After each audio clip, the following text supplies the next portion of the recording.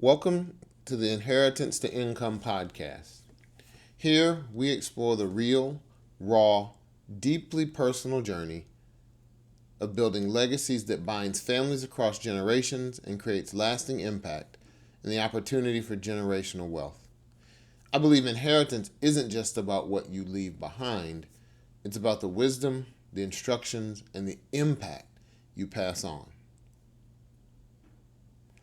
So let me start with a question that I have been bouncing off the wall for a while. Can you buy a legacy? I've had a number of conversations with founders, heirs, buyers, families, and I've really come to realize that that's only half the question. The other half is, can you sell a legacy without losing it? Because right now, millions of businesses are being prepared for a changing of the guard, a changing of hands, a changing of stewardship. And behind every one of them is someone's life's work, someone's identity, someone's relationships, someone's reputation in their community. This isn't just about transactions. This is about transitions. Before we go any further, if this conversation resonates with you, if you're thinking about buying a business or selling one or inheriting more than you expected, please like, subscribe, and share this episode. It helps conversations reach people who need them the most. This episode is sponsored by Reese Francis Studios, helping families and founders preserve their most important stories through photography and film. Their work is linked in the show notes below. To understand this moment, we need to zoom out a bit. Baby boomers control about 51% of privately held U.S. firms, or roughly 3 million businesses, with an estimated value of about $10 trillion. Across all privately owned firms, experts estimate 7 to 9 million small businesses will change hands over the next 10 to 15 years.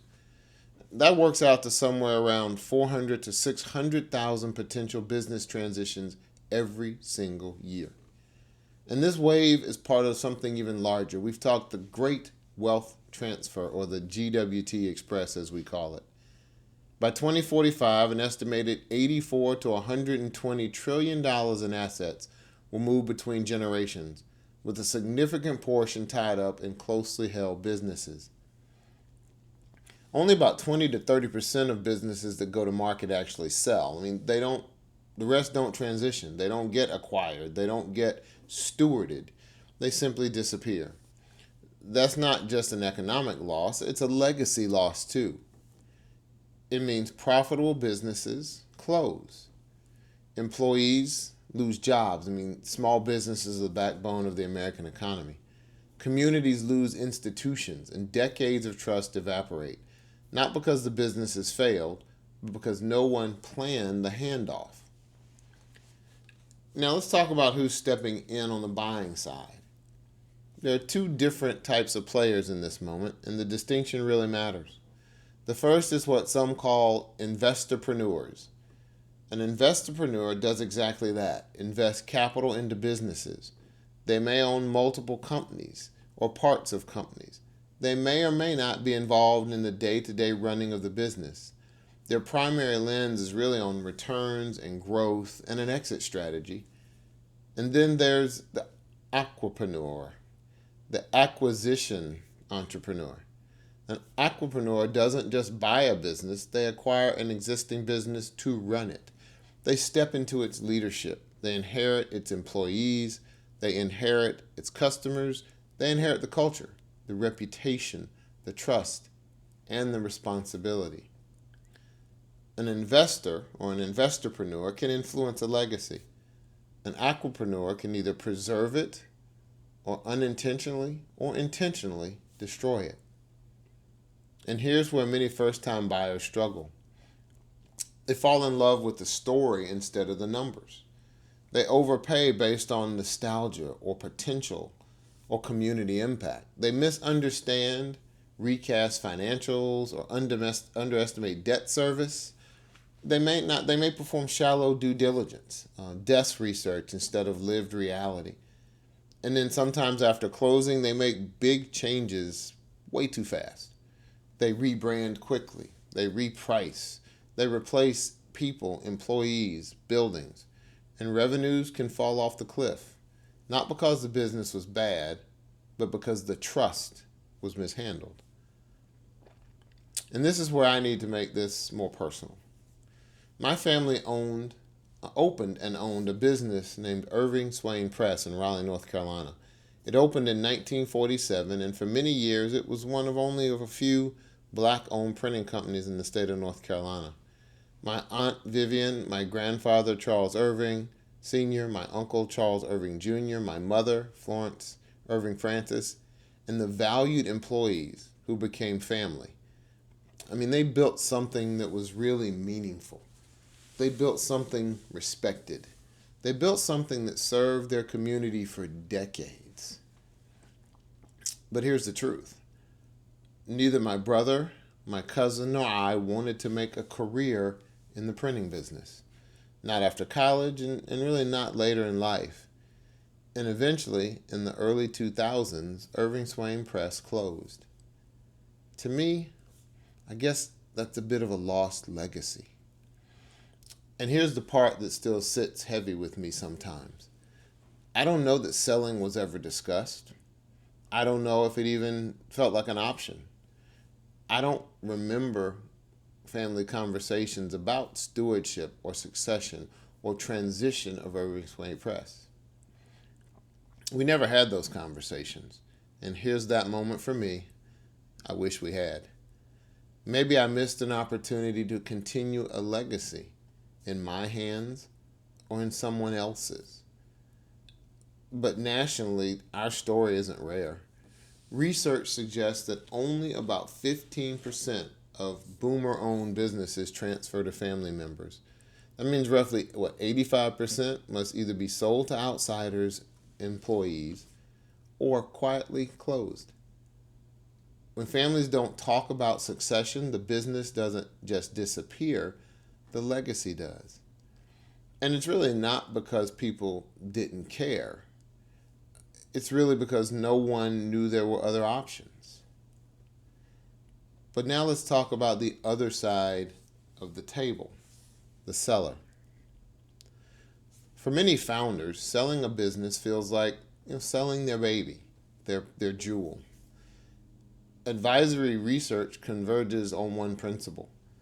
It says the best time to sell is while the business is strong, not when the owner is burned out, exhausted, worried, desperate.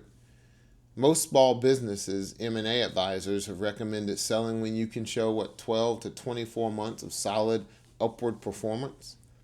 So owners who wait until burnout or until the end or decline often accept lower prices because buyers discount instability. But timing isn't just financial. Selling well also requires energy. The process itself can take 4 to 9 months. During that time, the owner must run the business, maintain performance, manage the sales process. Waiting too long doesn't just reduce valuation, it reduces choice, including who carries the legacy forward. And people have to realize selling isn't failure. Sometimes selling is the most responsible legacy decision they can make.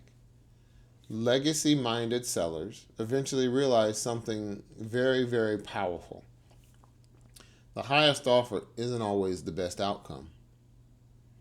Research shows that owners sell for several reasons beyond just the cash value.